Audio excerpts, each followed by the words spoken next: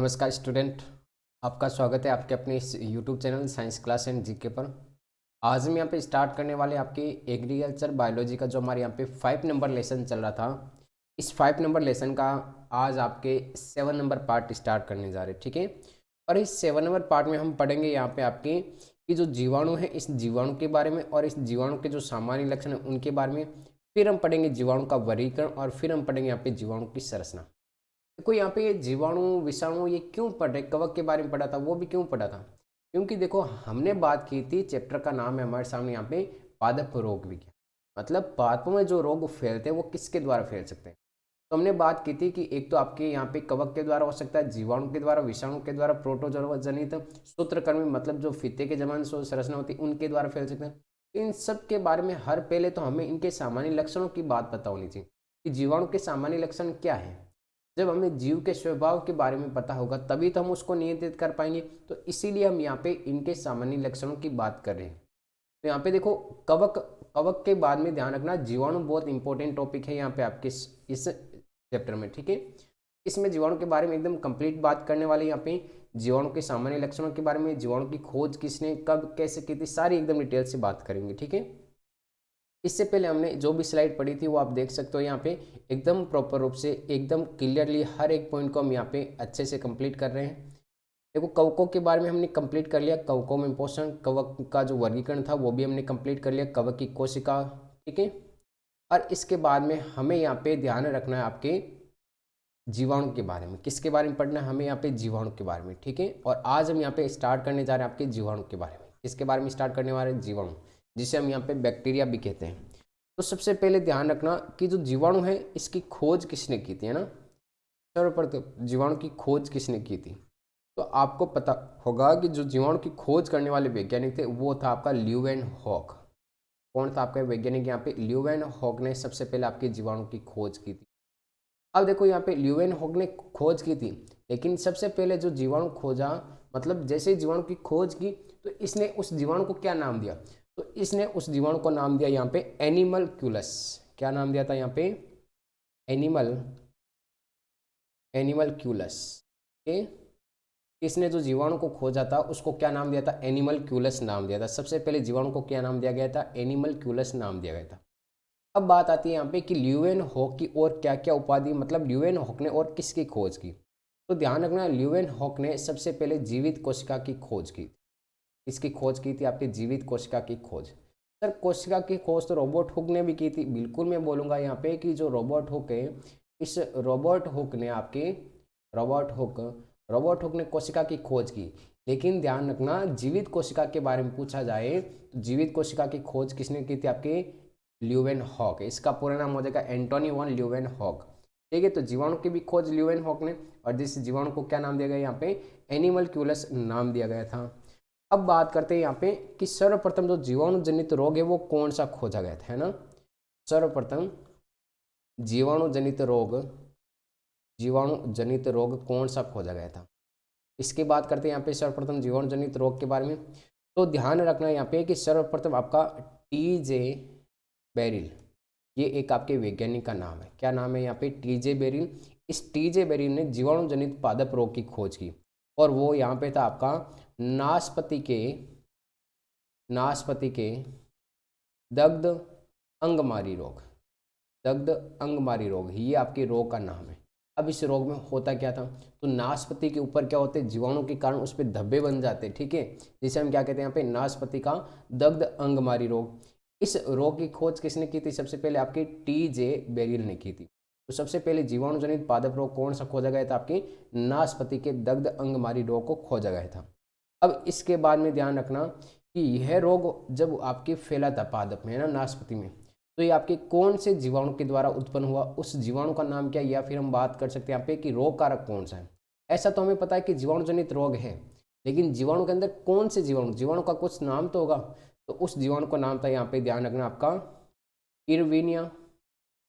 उस जीवाणु का नाम था आपका इरविनिया एमाइलोवोरा, इरविनिया एमाइलोवोरा, ये यहाँ पे जीवाणु का नाम था, ठीक है। कि सबसे पहले जो आपके ध्यान रखना कि जीवाणु पादप रोग जो खोजा गया था, जीवाणु जनित पादप रोग किसने खोजा था? आपका टीजे बेरी ने। किसमें खोजा था? नाशपाती के दग्ध अंगमारी रोग। ये आपका नाशपाती में फैलने वाला पादप रोग था जीवाणु के द्वारा। और इसका जो रोग कारक है वो रोग कारक क्या आपका? इरविनिया एमाइलोवर। आई बात समझ यहाँ पे। और जीवाणु की खोज किसने की? आपकी ल्यूवेनहॉक ने की थी। अब देखो नेक्स्ट हमारी जो हेडिंग आती है वो हेडिंग आती है यहाँ पे कि जो जीवाणु है इस जीवाणु के गुणों के बारे में, या जीवाणु के कैरेक्टर्स क्या है, जीवाणु के गुण। तो इन जीवाणु के गुणों को हम यहाँ पे एक एक पॉइंट के द्वारा सारी पढ़ने वाले हैं। फर्स्ट नंबर पॉइंट ध्यान रखना कि जीवाणु जो होते हैं वो आपके एक कोशिकीय मतलब इनका शरीर एक कोशिकाओं का बना होता है, ठीक है। एक कोशिकीय सूक्ष्म जीव होते हैं, एक कोशिकीय सूक्ष्म जीव होते हैं, सूक्ष्म जीव होते हैं। फिर क्या ध्यान रखना है सर? फिर ध्यान रखना कि इनमें जो केंद्रक होता है वो केंद्रक आपके सुविकसित नहीं होता है, केंद्रक सुविकसित नहीं होता है, केंद्रक सुविकसित नहीं होता है। अब आपको पता है यहाँ पे कि जिनके अंदर केंद्रक सुविकसित नहीं होगा तो उनके केंद्रक के चारों तरफ आपकी केंद्रक झिल्ली भी नहीं पाई जाती, और जिसमें केंद्रक के चारों तरफ केंद्रक झिल्ली नहीं पाई जाती उसे हम क्या कहते हैं? यहाँ पे प्रोकैरियोटिक कोशिका कहते हैं। तो ये आपके कैसे होते हैं? यहाँ पे प्रोकैरियोट होते हैं। कैसे होते हैं आपके प्रोकैरियोट? कौन होते हैं प्रोकैरियोट? आपके जीवाणु, है ना। तो कि जिनमें केंद्र के चारों तरफ आपके केंद्रक झिल्ली नहीं पाई जाती उन्हें हम क्या कहते हैं? प्रोकैरियोट। तो जीवाणु भी कैसे यहाँ पे प्रोकैरियोट है? क्योंकि इसके अंदर केंद्रक सुविकसित नहीं होता, मतलब केंद्र के चारों तरफ केंद्रक झिल्ली नहीं पाई जाती। फिर हम सेकेंड नंबर बात करते हैं यहाँ पे कि जो केंद्रक होते हैं इन केंद्रक में जो आपकी कोशिका भित्ति होती है वो किसकी बनी होती है? सॉरी, जीवाणु की कोशिका भित्ति, ठीक है। जीवाणु की जो कोशिका भित्ति होती है वो कोशिका भित्ति किसकी बनी हुई होती है? यहाँ पे देखो एक एक बात को समझते हुए चलना, हमें रटने वाली बातें नहीं समझनी यहाँ पे, सिर्फ हमें हर बात को यहाँ पे समझ रहे हैं। तो अब जीवाणु के चारों तरफ जो कोशिका भित्ति पाई जाती है वो किसकी बनी होती है? तो वो ध्यान रखना आपकी या तो पेप्टिडोग्लाइकेन की बनी होती है, या तो किसकी बनी होती है? आपके पेप्टिडोग्लाइकेन, पेप्टिडोग्लाइकेन, ग्लाइकेन, ठीक है, ग्लाइकेन, पेप्टिडोग्लाइकेन। या फिर ये बनी होती है आपकी म्यूरिन की बनी होती है। किसकी बनी होती है? आपकी म्यूरिन की बनी होती है। तो जीवाणु की जो कोशिका भित्ति होती है वो आपकी पेप्टिडोग्लाइकेन या फिर किसकी बनी होती है? आपकी म्यूरिन की बनी होती है। फिर हमें यहाँ पे थर्ड नंबर पॉइंट ध्यान में रखना है कि जीवाणु है, जीवाणु के अंदर क्या होता है कि ऊर्जा निर्माण करने के लिए माइटोकॉन्ड्रिया नहीं होता है। आपको पता होगा कि हमारे शरीर में जितनी भी कोशिका पाई जाती है उन कोशिकाओं में क्या पाया जाता है? आपकी माइटोकॉन्ड्रिया पाया, क्या पाया जाता है? आपकी माइटोकॉन्ड्रिया पाया जाता है माइटोकॉन्ड्रिया। और माइटोकॉन्ड्रिया को क्या कहते हैं हम यहाँ पे? आपके शरीर का शक्ति गृह, पावर हाउस कहा जाता है, ऊर्जा गृह कहा जाता है, क्योंकि ये हमारे शरीर में ऊर्जा का निर्माण करता है, ठीक है। लेकिन जीवाणु के अंदर माइटोकॉन्ड्रिया नहीं पाए जाते, ये बात ध्यान में रखना। जीवाणु के अंदर जीवाणु के अंदर जीवाणु के अंदर माइटोकॉन्ड्रिया माइटोकॉन्ड्रिया नहीं पाए जाते। तो सर इसके अंदर होता क्या है ये तो बताओ। मैंने बात की यहाँ पे कि जीवाणु के अंदर माइटोकॉन्ड्रिया नहीं पाए जाते, तो सर इनको एनर्जी कहाँ से मिलेगी? तो ध्यान रखना यहाँ पे कि जीवाणु की जो कोशिका होगी, मैं थोड़ा एक बार यहाँ पे रफली बता देता हूँ कि जीवाणु की जो कोशिका, ये बाहर वाली कोशिका भित्ति, अब जो अंदर की कोशिका होगी वो अंदर की कोशिका इनके अंदर क्या करती है? एक आपकी विशेष प्रकार की संरचना बनाती है, इस प्रकार से, ठीक है। इस प्रकार की संरचना बना लेती है, आपके प्रकार की संरचना, मतलब आंतरिक जो झिल्ली होती है वो आपके अंतर्वलन के द्वारा कुछ संरचनाएं बना लेती है यहाँ पे। और उन्हीं संरचनाओं को हम क्या कहते हैं? यहाँ पे ध्यान रखना, मीजोसोम कहा जाता है। उन संरचनाओं को क्या कहा जाता है? यहाँ पे मीजोसोम कहा जाता है, ठीक है। इस प्रकार के देखो ये आंतरिक वलन दिखाई दे रही है यहाँ पे, ये वलन क्या करते हैं? इसमें ऊर्जा का कार्य करते हैं। और इन्हीं वलनों को क्या कहते हैं? यहाँ पे मीजोसोम कहा जाता है। क्या कहा जाता है? आपकी मीजोसोम। एक बार यहाँ पे ध्यान रखना कि मीजोसोम है क्या। आगे हम जब जीवाणु की कोशिका पढ़ेंगे एकदम प्रॉपर रूप से पूरा डायग्राम लेके आएंगे ना, तो उस डायग्राम में ये संरचना पढ़ेंगे वहाँ पे मीजोसोम। तो एक बार यहाँ पे ध्यान रखना कि इसके अंदर माइटोकॉन्ड्रिया तो नहीं होता, लेकिन माइटोकॉन्ड्रिया की जगह आपकी ध्यान रखना मीजोसोम पाए जाते हैं। क्या पाए जाते हैं? आपके मीजोसोम नामक संरचना। और ये मीजोसोम देखो अभी याद कर लेना, यहाँ पे बनता कैसे कि बाहर वाली आपकी ये कोशिका भित्ति होगी और ये अंदर वाली झिल्ली अंतर्वलन के द्वारा अंदर की ओर आपकी मुड़ जाती है ना, अंगुलियों के नुमा पर्वत बना लेती है, उन्हीं को क्या कहते हैं? आपके मीजोसोम कहते हैं। तो इन मतलब आंतरिक स्तर अंगुलीनुमा प्रवर्त बना लेते हैं या अंदर से आपके अंतर्वलन के द्वारा धसी हुई होती है, उन्हीं संरचनाओं को क्या कहते हैं? यहाँ पे मीजोसोम कहते हैं। अब ये मीजोसोम क्या करते हैं? यहाँ पे श्वसन का कार्य करते हैं, श्वसन स्थल का कार्य करते हैं। इसका कार्य करते हैं, श्वसन स्थल का कार्य करते हैं, श्वसन स्थल का कार्य करते हैं और यही श्वसन स्थल का कार्य करेंगे, जिसके द्वारा इन्हीं के द्वारा क्या होगा, यहाँ पे ऊर्जा का निर्माण होगा। इसका निर्माण होगा, ऊर्जा का निर्माण। तो ध्यान रखना, जीवाणु के अंदर माइटोकॉन्ड्रिया की जगह क्या पाए जाते हैं, मेसोसोम पाए जाते हैं। आई बात समझ, नॉर्मल पॉइंट था, एकदम सरल सा पॉइंट, लेकिन ध्यान रखना मेसोसोम नाम बहुत इंपॉर्टेंट है ना, कभी एग्जाम में पूछ सकता है कि मेसोसोम क्या है। फिर फोर्थ नंबर बात करते हैं कि प्रत्येक जो जीवाणु होते हैं उन जीवाणु में एक तो आपका एंजाइम क्या पाए जाते हैं, एंजाइम होते हैं। इसके अलावा न्यूक्लिक अम्ल पाए जाते हैं। कौन से अम्ल पाए जाते हैं, आपके न्यूक्लिक अम्ल, न्यूक्लिक अम्ल। अब आपको पता है न्यूक्लिक अम्ल दो प्रकार के होते हैं ना, एक तो आरएनए और एक आपका डीएनए। राइबो न्यूक्लिक अम्ल और आपका यहाँ पे डीएनए क्या, डीएनए का क्या हो जाएगा, डीऑक्सी राइबो न्यूक्लिक अम्ल। तो इनके जो न्यूक्लिक अम्ल पाया जाता है वो तो या तो डीएनए होगा और इसके अंदर आरएनए, ठीक है, डीएनए और आरएनए पाए जाते हैं। इसके अलावा इसमें ध्यान रखना प्रोटीन भी पाया जाता है, ठीक है। इसके अलावा इसमें ध्यान रखना कार्बोहाइड्रेट भी पाया जाता है। क्या पाया जाता है, आपकी कार्बोहाइड्रेट भी पाया जाता है, कार्बोहाइड्रेट। और इसके अलावा ध्यान रखना इसमें वसा भी इत्यादि, ये सारे क्या होते हैं आपके इस जीवाणु की कोशिका के अंदर होते हैं। एंजाइम होते हैं, डीएनए, आरएनए, कार्बोहाइड्रेट, प्रोटीन, वसा होती है, ये सारे बात आपको ध्यान रखनी। अब बात करते हैं सर इसके अंदर जो डीएनए होगा वो किस प्रकार का डीएनए होगा। डीएनए किस प्रकार का होगा, डीएनए भी तो पाया जाता है क्योंकि आनुवंशिक पदार्थ होता है इसके अंदर। तो बात करते हैं यहाँ पे कि इनमें जो डीएनए पाया जाएगा वो वर्ताकार होगा। फर्स्ट नंबर बात वर्ताकार। फिर बात ध्यान रखना स्वतंत्र होगा। क्या होगा यहाँ पे, स्वतंत्र एवं द्विरज्जुकी, द्विरज्जुक, द्विरज्जुक डीएनए पाया जाता है, डीएनए पाया जाता है। अब ये द्विरज्जुक का क्या मतलब है सर, यहाँ पे द्विरज्जुक का मतलब होता है कि डीएनए होता है, इस डीएनए के दो हेलिक्स होते हैं, इस प्रकार से होते हैं डीएनए के दो हेलिक्स। तो यहाँ पे दो हेलिक्स का मतलब द्विरज्जुक बोलते हैं, ठीक है। ये एक रज्जुक, एक ये फर्स्ट और ये आपका सेकंड, इस प्रकार से दो रज्जुक पाए जाते हैं, इसे कहते हैं डबल हेलिक्स या द्विरज्जुक आपके डीएनए कहते हैं। तो इसके अंदर कौन सा डीएनए पाया जाता है, यहाँ पे द्विरज्जुक या फिर इसे डबल हेलिक्स, मतलब डी का मतलब डबल और एस का मतलब सॉरी डीएस डीएनए ना, डबल हेलिक्स डीएनए पाया जाता है। तो इसको शॉर्ट में क्या लिखते हैं, यहाँ पे डीएस कहते हैं। तो वर्ताकार स्वतंत्र व आपका द्विरज्जुकी डीएनए पाया जाता है। फिर सिक्स नंबर बात करते हैं यहाँ पे कि जीवाणु होती हैं, इस जीवाणु के अंदर प्रोटीन संश्लेषण होता है। जीवाणु में क्या होता है, प्रोटीन संश्लेषण।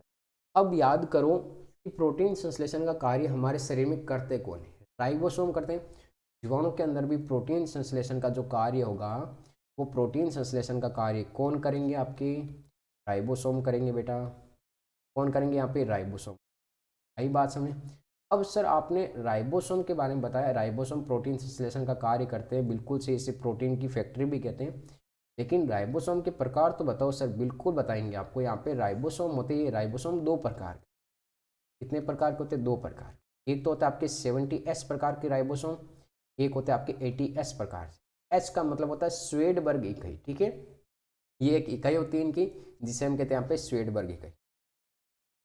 अब नेक्स्ट बात ध्यान रखना कि जो 70S प्रकार के राइबोसोम है ये आपके दो उप इकाइयों में डिवाइडेड होते हैं। कितनी उप इकाइयाँ होती है इसकी, आपकी दो। तो सर इसकी 80S की कितनी उप इकाइयाँ होती है, मैं भी बोलूँगा इसकी भी आपकी दो उप इकाई होगी थी। सर बताओ है कौन सी उप इकाई, तब आपको यहाँ पे जानते हैं ना। चलो बात करते हैं इनकी भी। तो 70S राइबोसोम में जो दो उप इकाइयाँ पाई जाती है उसमें से एक तो होती है, ध्यान रखना, 50S और एक होते हैं आपके 30S। अब ऐसा नहीं है कि इन दोनों को आप जोड़ दो, जोड़ना मत कभी भी, है ना। जोड़ने पे 80S होता है लेकिन जोड़ना नहीं है, ध्यान रखना। तो 70S राइबोसोम की दो उप इकाइयाँ होती है, एक तो 50S एक आपकी 30S। लेकिन 80S राइबोसोम में भी दो उप इकाइयाँ होती है, एक तो आपकी 60S एक होते हैं आपके 40S। इस प्रकार से आपके राइबोसोम में 70S राइबोसोम भी पाए जाते हैं, 80S प्रकार के भी राइबोसोम पाए जाते हैं। इनकी मैंने आपको यहाँ पे उप इकाइयाँ भी बता दी। तो इनके आधार पे इनका यहाँ पे विभाजन भी किया गया, वर्गीकरण किया गया, ठीक है। अब 7 नंबर बात करते हैं यहाँ पे। तो 7 नंबर ध्यान रखना यहाँ पे कि जीवाणु में जो डीएनए है, जैसे कि आपका ये जीवाणु है, ठीक है। इस जीवाणु में मान लो ये आपका डीएनए पाया जाता है, ये डीएनए, ये क्या आपके डीएनए। लेकिन इस जीवाणु में इस डीएनए के अतिरिक्त एक आपके वर्ताकार संरचना और भी पाई जाती है, और इसी वर्ताकार संरचना को हम क्या कहते हैं यहाँ पे, प्लाज्मिड। क्या कहते हैं, प्लाज्मिड। है डीएनए के समान। तो ध्यान रखना कि जीवाणु की कोशिका के अंदर अतिरिक्त गुणसूत्रीय संरचना पाई जाती है, उसे हम क्या कहते हैं, प्लाज्मिड। जीवाणु के अंदर अतिरिक्त जो गुणसूत्रीय संरचना पाई जाती है उसे हम क्या कहेंगे यहाँ पे, प्लाज्मिड।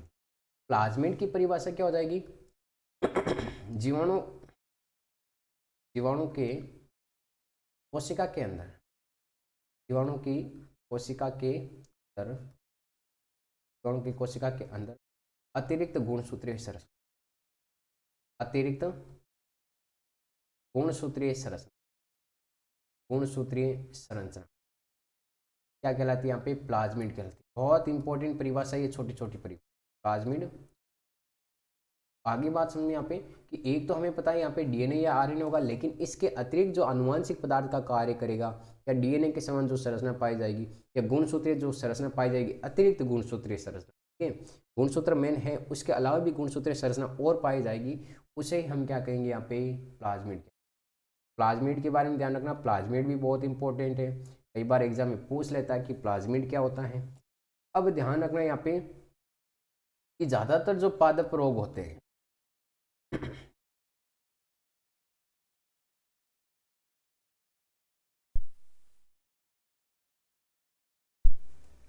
अब जो ज़्यादातर जो पादप रोग होते हैं वो ध्यान रखना यहाँ पे जीवाणु के द्वारा होते हैं। अब जीवाणु दो प्रकार के होते हैं, आपने कभी पढ़ा होगा कि एक जीवाणु तो होता है आपके ग्राम नेगेटिव, एक क्या होता है जीवाणु? Gram negative. और एक जीवाणु होते हैं, ध्यान रखना, ग्राम पॉजिटिव। ये किसके आधार पे? अभिरंजन के आधार पे, ठीक है, मतलब इनको क्या करते हैं? अभिरंजित करते हैं कुछ अभिरंजकों के द्वारा। तो यहाँ पे हल्के अभिरंजित होते हैं वो आपके ग्राम नेगेटिव, और ज़्यादा अभिरंजित होते हैं वो ग्राम पॉजिटिव। तो जितने भी पादप जीवाणु होते हैं वो ज़्यादातर आपके ग्राम नेगेटिव जीवाणु के द्वारा होता है। किसके द्वारा होता है? ग्राम नेगेटिव जीवाणु के द्वारा होता है। और ग्राम नेगेटिव जीवाणु के जैसे कि हमारे पास में यहाँ पे उदाहरण दे रखे हैं, जैसे कि जेंथोमोनास, जेंथोमोनास, ठीक है, ये आगे हम पढ़ेंगे यहाँ पे ग्राम नेगेटिव और पॉजिटिव है क्या। तो एक बार इतना ध्यान रखना कि इनको किसी भी अभिरंजक के द्वारा जब अभिरंजित किया जाता है तो हल्के अभिरंजित होने वाले ग्राम नेगेटिव, और ज़्यादा अभिरंजित होने वाले क्या कहलाएंगे? ग्राम पॉजिटिव, ठीक है। प्रोटीन के आवरण के आधार पर भी इनका वर्गीकरण पढ़ेंगे, तो एक बार यहाँ पे ध्यान रखना ग्राम नेगेटिव। तो ज़्यादातर जो पादप रोग होंगे वो आपके ग्राम नेगेटिव जीवाणु के द्वारा होंगे, और ग्राम नेगेटिव जीवाणु के उदाहरण जैसे कि जेंथोमोनास, और इसके अलावा हो जाएगा आपका इरविनिया, क्या हो जाएगा यहाँ पे? इरविनिया, ये आपके ग्राम नेगेटिव। लेकिन कुछ आपके ग्राम पॉजिटिव के द्वारा भी होते हैं, कुछ आपके ग्राम पॉजिटिव के द्वारा होते हैं, और ग्राम पॉजिटिव के जो जीवाणु के उदाहरण हैं उसमें हो जाएगा, एक ध्यान रखना आपका, क्लेवीबैक्टर, क्लेवीबैक्टर, क्लेवीबैक्टर, और एक हो जाएगी यहाँ पे ध्यान रखना स्ट्रेप्टोमाइसिस, स्ट्रेप्टोमाइसिस, स्ट्रेप्टोमाइसिस। तो मुख्य रूप से ये दो जीवाणु तो कौन से हो गए यहाँ पे? ग्राम पॉजिटिव, और दो ऊपर वाले कौन से हो गए आपके? Gram negative. तो इस प्रकार से इनका यहाँ पे वर्गीकरण किया गया है, ध्यान रखना। तो ये तो थे आपके सामान्य लक्षण यहाँ पे, ठीक है, जीवाणु के सामान्य लक्षण। कंप्लीट बात कर ली इन जीवाणु के लक्षणों के बारे में। आपको समझ नहीं आया तो वापस रिपीट कर सकते हो, है ना। यूट्यूब वीडियो का यही एक आपके सबसे बच्चा यहाँ पे फीचर्स है कि आपको वीडियो को कितनी बार भी देख सकते हैं, समझ नहीं आए तो आप वीडियो को वापस रिपीट कर सकते हो आसानी से। मैं चल रहा हूँ इससे आगे, ठीक है। अब देखो नेक्स्ट हमें ध्यान रखना है यहाँ पे जीवाणु का आकारिकी वर्गीकरण, जीवाणु का, जीवाणु कोशिकाओं का, जीवाणु कोशिका आकारिकी वर्गीकरण, जीवाणु कोशिका का आकारिकी वर्गीकरण, मतलब जीवाणु के जो आकार है उनके आधार पर भी आपके जीवाणु का वर्गीकरण किया गया है। कैसे सर बताओ तो एक बार, बिल्कुल बात करेंगे। कुछ जीवाणु ध्यान रखना आपके गोलाकार होते इस प्रकार, ठीक है, और कुछ जीवाणु ध्यान रखना आपके इस प्रकार होते छड़ के समान, इस प्रकार के जीवाणु पाए जाते हैं। और कुछ जीवाणु ध्यान रखना आपके इस प्रकार कोमा आकार के होते, इस प्रकार के होते हैं। और कुछ जीवाणु ध्यान रखना आपके इस प्रकार से पाए जाते हैं, एकदम सर्पिल आकार से, है ना। तो इस प्रकार से आपके जीवाणु की देखो आकृति क्या होती है, आपकी भिन्न भिन्न आकृति होती है। इस आधार पे आपके जीवाणु का यहाँ पे वर्गीकरण किया गया। तो ये तो कैसा जीवाणु है यहाँ पे? गोलाकार जीवाणु। ये कैसा जीवाणु? आपके गोलाकार जीवाणु। ये कैसा जीवाणु? आपके छड़ाकार जीवाणु। ये कैसा जीवाणु? आपके कोमा आकार। कैसा? कोमा आकार। कोमा किस प्रकार लगाते हैं हम किसी भी शब्द के बीच में? इस प्रकार। तो कोमा आकार, या फिर इसको कहते हैं विब्रियो। तो क्या कहते हैं यहाँ पे? विब्रियो आकार, ठीक है। और ये कौन सा हो जाएगा आपका? सर्पिल आकार, क्या हो जाएगा? सर्पिल आकार, ठीक है। अब देखो गोलाकार जीवाणु को इंग्लिश में कहते हैं कोकस। क्या कहते हैं? कोकस। तो आपने पढ़ा होगा स्ट्रेप्टोकोकस, ठीक है, डिप्लोकोकस जीवाणु। तो कोकस का मतलब गोलाकार जीवाणु, ठीक है। छड़ाकार, छड़ाकार को इंग्लिश में कहते हैं यहाँ पे ध्यान रखना आप बेसिलस, बेसिलस जीवाणु, ठीक है। आपने पढ़ा होगा बेसिलस थुरेंजिसिस जीवाणु, मतलब वो कैसा जीवाणु? आपकी छड़ाकार जीवाणु। कोमाकार को इंग्लिश में विब्रियो कहते हैं, और सर्पिलाकार को इंग्लिश में स्पाइरल कहते हैं। क्या कहते हैं यहाँ पे स्पाइरल। तो इस प्रकार ध्यान रखना आपके कि जीवाणु का जो वर्गीकरण वो आपके उनके आकार के आधार पर भी वर्गीकृत किया गया।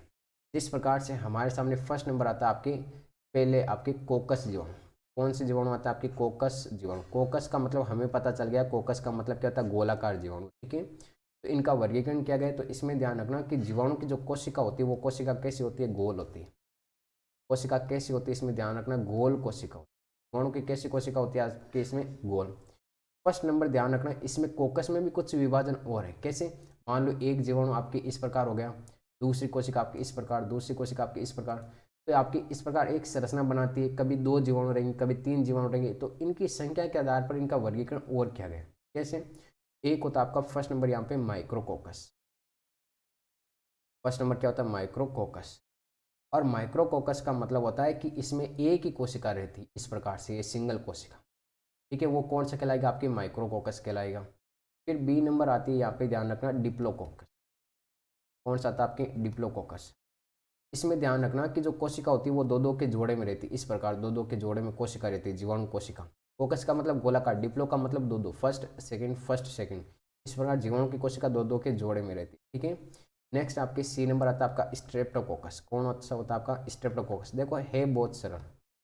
स्ट्रेप्टोकोकस मतलब इसमें जो जीवाणु की जो कोशिका होगी वो आपकी एक श्रृंखला बनाकर रहेगी, इस प्रकार से। इस प्रकार से जीवाणु की एक कोशिका क्या होगी, इस प्रकार श्रृंखला बना ली ना। तो ये आपकी कौन सा हो जाएगा, यहाँ पे स्ट्रेप्टोकोकस हो जाएगा। कौन सा हो जाएगा, स्ट्रेप्टोकोकस। आगे बात समझे, बस 3 पॉइंट इसमें याद रखने। कोकस में 3 प्रकार के, माइक्रोकोकस, डिप्लोकोकस और आपकी स्ट्रेप्टोकोकस। फिर नेक्स्ट देखो यहाँ पे आपका आता है जो सेकेंड नंबर, वो आता है आपका छड़ाकार, जिसे हम बेसिलस जीवाणु कहते हैं। जिसे हम क्या कहते हैं यहाँ पे, बेसिलस जीवाणु कहते हैं। और बेसिलस जीवाणु का मतलब ये हमेशा किस आकार के होंगे, यहाँ पे छड़ के समान होंगी, ठीक है। तो ज़्यादातर जो पादप रोग होंगे वो आपकी बेसिलस जीवाणु के द्वारा होंगे। पहले तो हमने ग्राम नेगेटिव जीवाणु के बारे में बात की, अब आपके यहाँ पे बेसिलस जीवाणु के बारे में होते हैं। फिर नेक्स्ट आपकी कोमाकार देख सकते हो, मतलब जिन जीवाणु का आकार कोमा के आकार का होता है वो आपके विब्रियो जीवाणु। स्पाइरल या सर्पिलाकार मतलब जिन जीवाणु का आकार क्या होता है आपके यहाँ पे ध्यान रखना एकदम सर्पिलाकार होता है, वो आपके स्पाइरल जीवाणु कहलाते हैं। आगे बात समझ में यहाँ पे एकदम कंप्लीट तरीके से। अब देखो नेक्स्ट एक हमारी हेडिंग आती है और वो हेडिंग आती है जीवाणु की कोशिका। इसकी कोशिका, जीवाणु की कोशिका। ये जीवाणु की जो कोशिका है ये हम पढ़ेंगे आपकी नेक्स्ट वीडियो लेक्चर में पढ़ेंगे, ठीक है। जीवाणु की जो कोशिका वो हम पढ़ेंगे आपकी नेक्स्ट वीडियो लेक्चर में। अगर आपको प्रॉपर एकदम समझ में आ गया है तो इस वीडियो को लाइक शेयर एंड सब्सक्राइब जरूर करें।